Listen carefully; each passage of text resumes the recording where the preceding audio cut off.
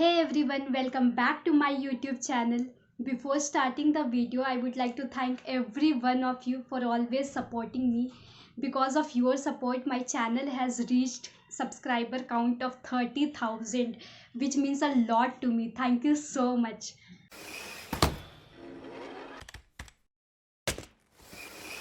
आज आपको वीडियो के थंबनेल से पता चल गया होगा आज का टॉपिक क्या है। और ये वीडियो बनाना मेरे लिए बहुत ज़रूरी था क्योंकि मुझे आए दिन लोग इंस्टाग्राम पर डीएम करते हैं कि मुझे सपोर्ट के प्रोजेक्ट में डाल दिया गया है, अब मैं क्या करूं। मुझे डेवलपमेंट चाहिए था बट अब सपोर्ट में आ गया है, तो क्या हमारी आईटी की करियर ख़त्म हो गई? क्या अब हमारा कोई ग्रोथ नहीं होगा?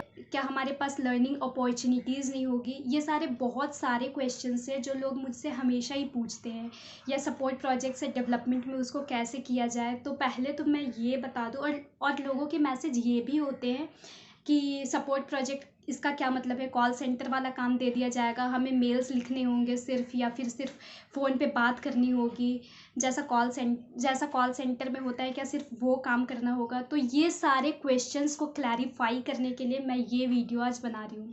So first and foremost thing about support project is not equal to call center और mailing only.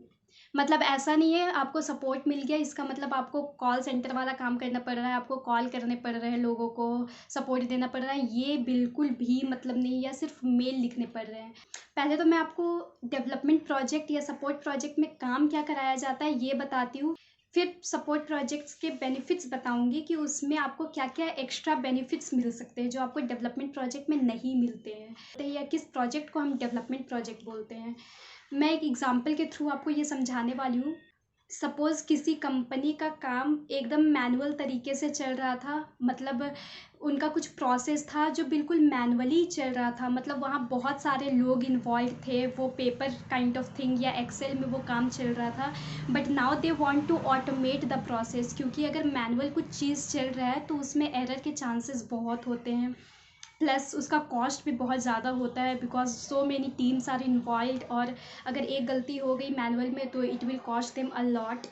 So what they have decided to automate their process. और वो ऑटोमेट कैसे करेंगे? ऐसा तो बहुत बड़ी कंपनीज होती हैं, ये ऐसा तो नहीं कि किसी एक बंदे को दे दिए कि लो मेरा सॉफ्टवेयर बना दो, ऐसा नहीं होता है। ये बड़ी बड़ी companies like TCS, Wipro, HCL, Infosys, Tech Mahindra, ऐसी कंपनीज है जिनको ये टेंडर देते हैं कि ये हमारा मैनुअल प्रोसेस है, ये हमारा बिजनेस प्रोसेस है, now you have to automate it and make a software which will do all the needful thing. तो ये सारी चीज़ें हमें रिक्वायरमेंट के जैसा समझाया जाता है, where we start working on something from scratch. मतलब वो एकदम मैनुअल चल रहा था, now we have started coding it from scratch. तो ये डेवलपमेंट का प्रोजेक्ट हो गया। मतलब कोई प्रोडक्ट का रिक्वायरमेंट आता है and we make it from very beginning, मतलब पहला लाइन हम लिखना शुरू करते हैं till the completion of app, ये सारा कुछ हम खुद बनाते हैं। This is what is called development project. पर सपोर्ट प्रोजेक्ट में क्या होता है, एंड फॉर द फैक्ट कि कोई भी कंपनी ले लीजिए, वेदर इट इज़ TCS और एक्सेंचर और टेक महिंद्रा और विप्रो और इन्फोसिस और एनी कंपनी, बिग कंपनीज, यूटेक, यहाँ मैक्सिमम वर्क हमारे सपोर्ट के ही होते हैं। Once we have developed the product तो अब ये हैंड ओवर हो जाएगा क्लाइंट को। अब जब क्लाइंट यूज़ करना शुरू कर देते हैं तो हो सकता है कभी उन्हें सॉफ्टवेयर समझने में दिक्कत आ रही है, या फिर उन्हें कुछ और इन्हांसमेंट चाहिए, या they want some extra features to be added, या कुछ बग मिला है which they want it to be corrected, तो वो डायरेक्टली डेवलपर्स के पास नहीं आ सकते हैं। The first benefit that the support project person gets is direct interaction with the clients और बिजनेस यूजर्स, या बिजनेस के साथ direct interaction maximum time support के लोगों का ही होता है। और सपोर्ट में काम क्या क्या होते हैं?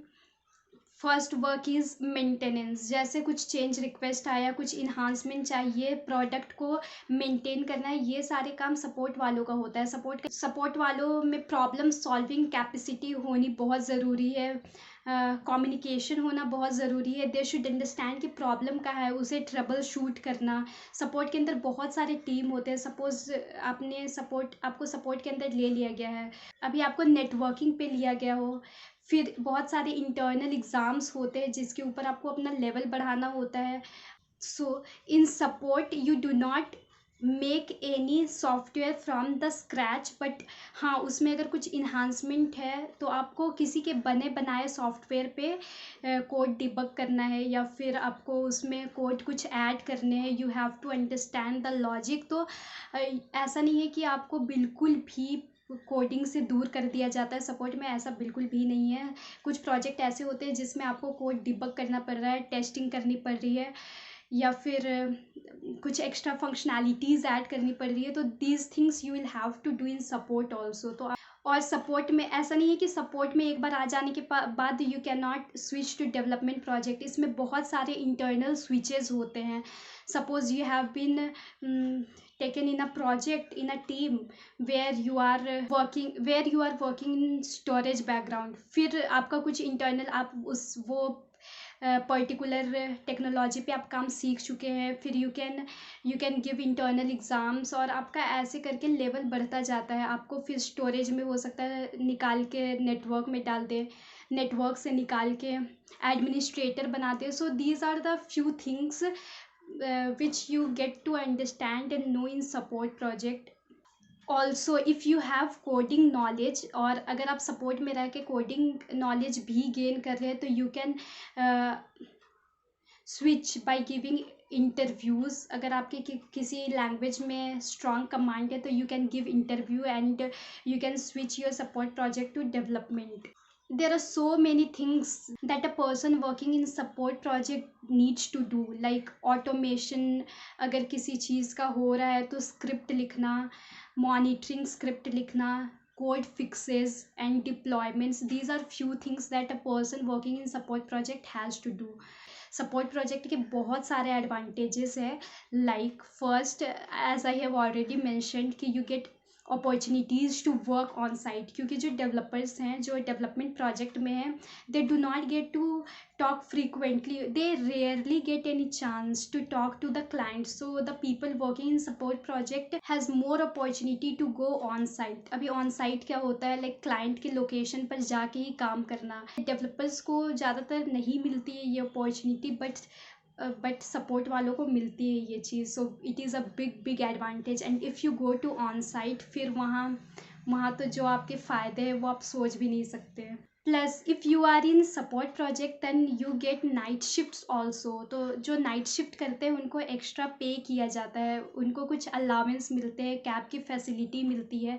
And person who are in development project do not get to work in night shifts, क्योंकि हमें तो सिर्फ कोड लिखना होता है, from scratch we have to write code. तो हम दिन में लिखे या रात में लिखे बात बराबर है। So we do not have to give support in the night, so they have to work in night also, due to which they also get advantages and you can utilize this night shift. अगर आपको लग रहा है आपको night shift दे देगी ये बहुत बकवास है, तो बिल्कुल भी बकवास नहीं है, because you get extra paid for it.